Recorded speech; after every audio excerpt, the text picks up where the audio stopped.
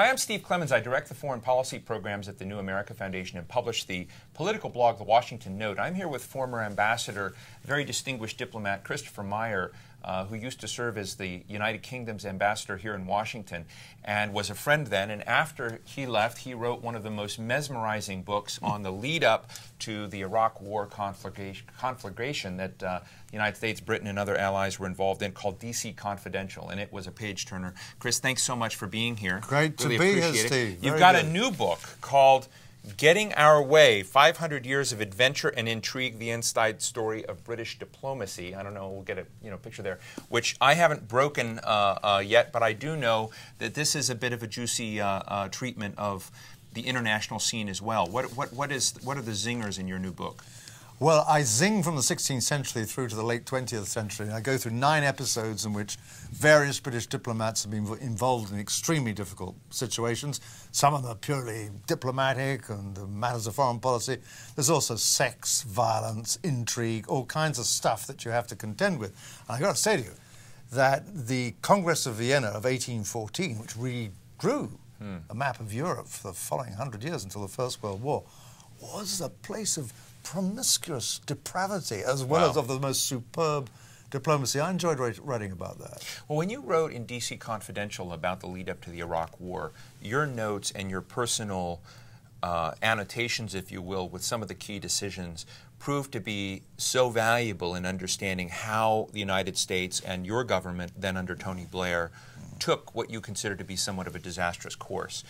And with this book here, have you been able to access these same kinds of notes and private encounters of diplomats with these key questions? Because had we not had your notes in D.C. Confidential, we might not have understood quite as well why Blair made some of the decisions he did.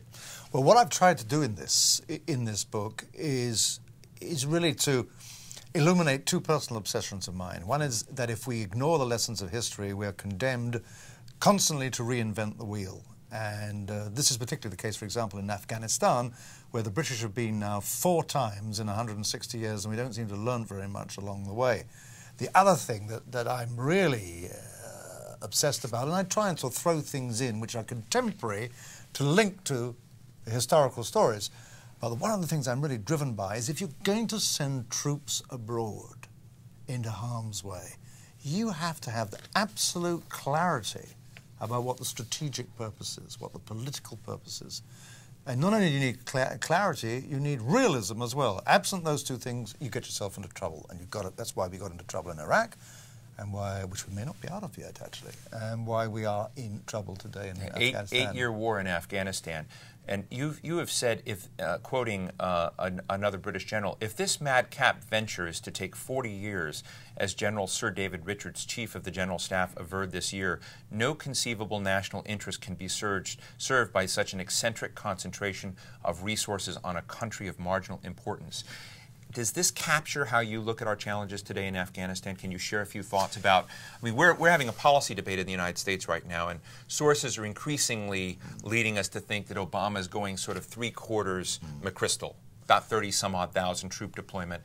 I worry that this continues to be also, as you've said, a remarkable multi-headed view where you've said after nearly 8 years in Afghanistan, there is still no clarity about why we are there. Is it to stop al-Qaeda returning on the shirt tails of the Taliban, or are we trying to create the conditions to transform Afghan governance and society? Depending on who you speak to, British or American, it is either both or something in the middle. Well, I don't think we've got out of that ambiguity yet. And there's been so much concentration on numbers of troops. In Britain, it's been numbers plus their equipment.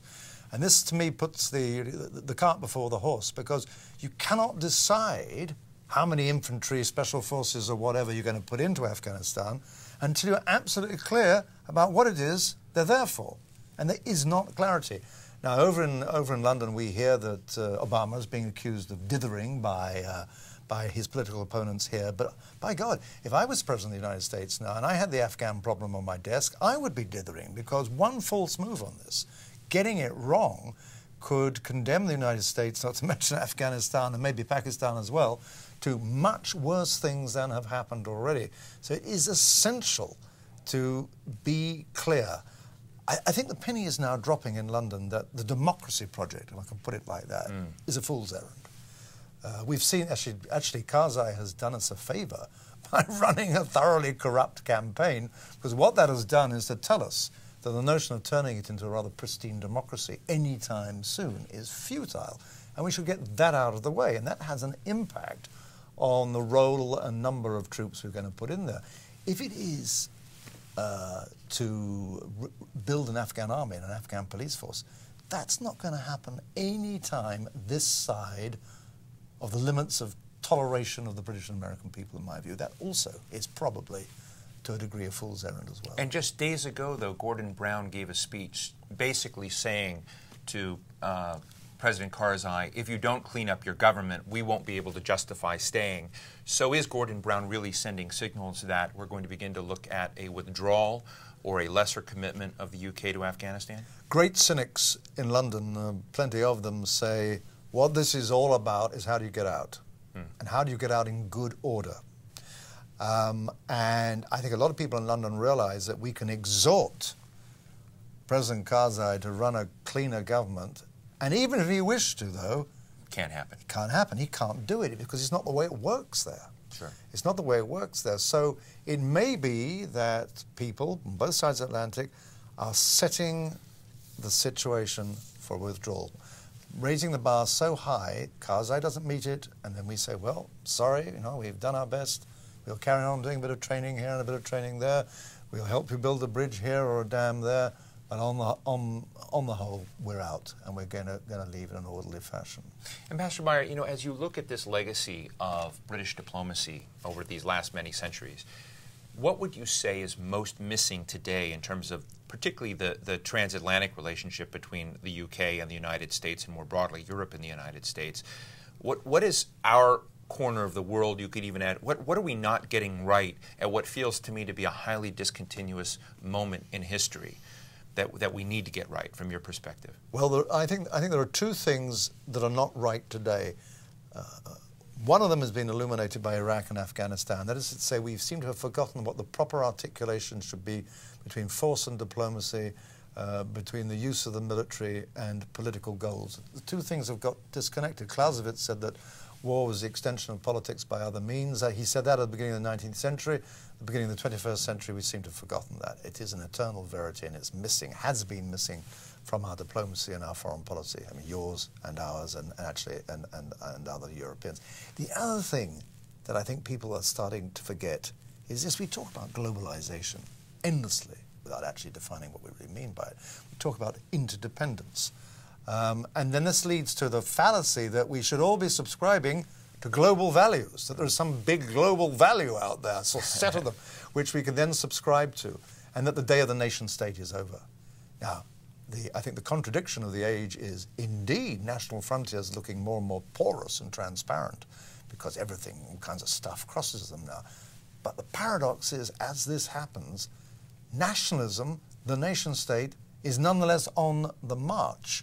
So if you take something like climate change, and we've got the Copenhagen conference coming up at the end of this year, the issues there are not going to be settled in a great multilateral forum on the day with everybody saying, holding hands and saying, only together can we fix this problem. It's going to be settled by hard-headed policymakers in national capitals who then send the instructions out to the diplomats on the spot saying, we can go so far and no further. And we've sort of forgotten that. We've tended to say, it's a new age, it's a global age, it's global values, and let's flush the nation-state down the pan. But the nation-state is alive and well, and it's there. Well, I agree with you. Borders are back, and you may not know this, but I'm considered to be one of the more loud voices of the school of progressive realism and saying, national interests matter. So I want to welcome you to. May I join your club? Yeah, absolutely, you join our club. Ambassador Meyer, thanks so much for spending some time with us. I want to really recommend people to do what I've done, which is to get the book Getting Our Way, 500 Years of Adventure and Intrigue, the inside story of British diplomacy. I can't wait to see what some of my friends at the Council on Foreign Relations have to say about this book. Thanks so much for joining us. Thanks, Steve, very much. Thank you.